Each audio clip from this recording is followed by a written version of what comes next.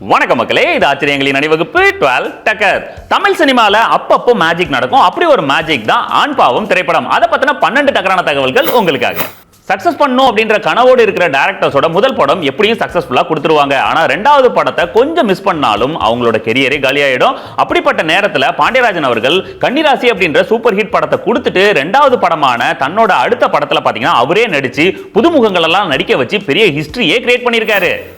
ஆண் பாவம் அப்படின்ற அந்த படத்தோட கதையை ரெடி பண்ணிட்டு பாண்டியராஜன் அவர்கள் அந்த கேரக்டர்ஸ் எல்லாம் டிசைட் பண்ண ஆரம்பிக்கிறாரு. அந்த படத்துல சுட்டியான ஒரு பையன் கேரக்டர் இருக்கு, அதை நானே பண்றேன் அப்படின்னு சொல்லியிருக்காரு. எல்லாரும் ரெண்டாவது படத்திலே ரிஸ்க் எடுக்கணுமா அப்படின்னு கேட்டிருக்காங்க. அதை தாண்டி படத்துல பாத்தீங்கன்னா வி.கே. ராமசாமி, ஜனகராஜ் அவர்களை தாண்டி மற்ற எல்லாருமே ஸ்டார்டிங் ஸ்டேஜ்ல கெரியர்ல இருந்தவங்க. இவ்வளவு பெரிய ரிஸ்க் எடுத்து இந்த படத்தை பண்ணணுமா அப்படின்னு எல்லாரும் கேட்டிருக்காங்க. இருந்தாலும் பாண்டியராஜன் அவர்கள் படம் கண்டிப்பா ஜெயிக்கும்னு கான்பிடென்ட்டா இருந்திருக்காரு. ஆண்பாவம் படத்தோட ஹீரோயின் கேரக்டருக்காக நிறைய பேர் அவங்க தேடி இருக்காங்க. ஆனா யாருமே செட் ஆகல. கடைசியா எதேச்சையா ஒரு கல்யாண வீடியோ கேசட் பார்த்துட்டு இருக்கும்போது அதுல ஒரு பொண்ணு ரொம்ப ஆக்டிவா இருக்கிறத பார்த்துட்டு இந்த பொண்ணை தேடி பிடிக்கணும் அப்படின்னு பாண்டியராஜன் அவர்கள் டிசைட் பண்றாரு. அந்த பொண்ணை ஃபைனலா மவுண்ட் ரோட்ல ஒரு வீட்டுல பார்த்திருக்காங்க. அவங்க தான் சீதா. ஆரம்பத்துல அவங்க இந்த படத்துக்கு நடிக்க ஒத்துக்கல. அதுக்கப்புறம் கதையை கேட்டுட்டு ஒத்துக்கிட்டாங்க. அப்போ அவங்க +2 படிச்சிட்டு இருந்தாங்க. ஆண்பாவம் படத்துல நடிச்ச பாண்டியன், பாண்டியராஜன், வி.கே. ராமசாமி, சீதா இவங்க எல்லாருக்குமே பாத்தீங்கன்னா அவங்களோட ரியல் நேமையே கேரக்டர் நேமா வச்சிருந்திருப்பாரு. ஜனகராஜுக்கு மட்டும் கனகராஜ் அப்படின்னு மாத்தி வச்சிருப்பாங்க. எல்லா கேரக்டருக்குமே காமெடி, சென்டிமெண்ட்னு படத்துல பிச்சு உதறி இருப்பாங்க. ஆண்பாவம் படத்தோட சக்சஸ்க்கு முக்கியமான காரணம் இளையராஜா சாரோட மியூசிக். டாப் 5 மியூசிக் பிஜிஎம்ல கண்டிப்பா ஆண்பாவம் இருக்கும். இந்த படத்துல பாத்தீங்கன்னா ஒவ்வொரு சீனுக்கும் ஏத்த மாதிரி அதோட மூடுக்கு ஏத்த மாதிரி ஒரே பிஜிஎம் மியூசிக்கை வேற வேற இன்ஸ்ட்ருமெண்ட்ல வாசிச்சு கலக்கி இருப்பாங்க.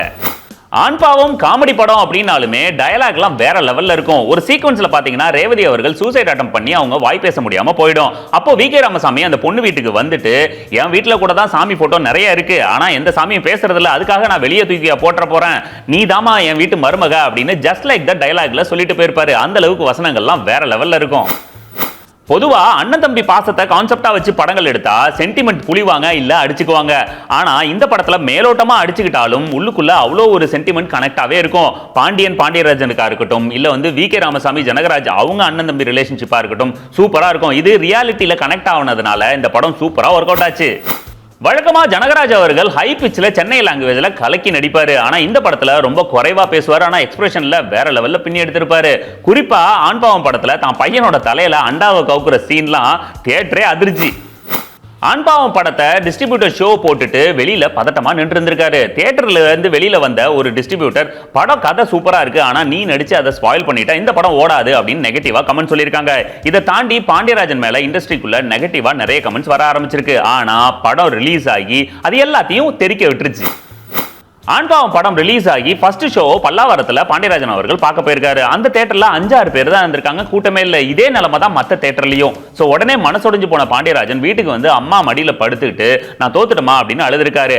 ஆனா நல்லது கண்டிப்பா நடந்தே தீரும் அப்படின்ற ஒரு விஷயத்தினால அன்னைக்கு நைட் ஷோவே பாத்தீங்கன்னா எந்த தியேட்டர்ல கூட்டமே இல்லாம பல்லாவரத்துல இருந்ததோ அதே தியேட்டர்ல ஹவுஸ்ஃபுல்லா அந்த படம் சக்சஸ்ஃபுல்லா ஓடிச்சு. பல வாரத்துக்கு ஹவுஸ்ஃபுல்லா ஓடிட்டு இருந்திருக்கு. ஆண்பாவம் படத்துல நடிச்ச ரேவதியை பத்தி கண்டிப்பா சொல்லி ஆகணும். அந்த படத்துல அவங்களோட கேரக்டருக்கு 5 நாள் தான் ஷூட்டிங். அதை தாண்டி இந்த படத்துல பாதிக்கு மேல அவங்க வாய் பேச முடியாம நடிச்சிருப்பாங்க. இருந்தாலும் அவங்களோட கேரக்டர் சூப்பரா ஒர்க் அவுட் ஆச்சு. அது மட்டும் இல்லாம ஆண்பாவத்துல நடிச்ச எல்லாருக்குமே பெஸ்ட் படம் அப்படின்னு ஆண்பாவத்தை தான் சொல்றாங்க. ரேவதி மேடம் ஒரு படிக்கு மேல போய் தன்னோட பெஸ்ட் 3 படங்கள்ல கண்டிப்பா ஆண்பாவம் இருக்கும் அப்படின்னு சொல்லுவாங்க. ஆண்பாவம் படம் ரிலீஸ் ஆகி பயங்கரமா வசூல் வேட்டை பண்ணுச்சு. அதை தாண்டி நிறைய அவார்ட்ஸும் குவிச்சுது.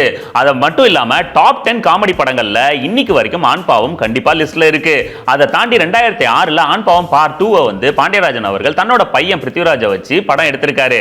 ஓகே மக்களே, மீண்டும் சந்திப்போம். இது ஆச்சரியங்களின் அணிவகுப்பு 12 டக்கர் வித் மீ உங்கள் ஜேடி.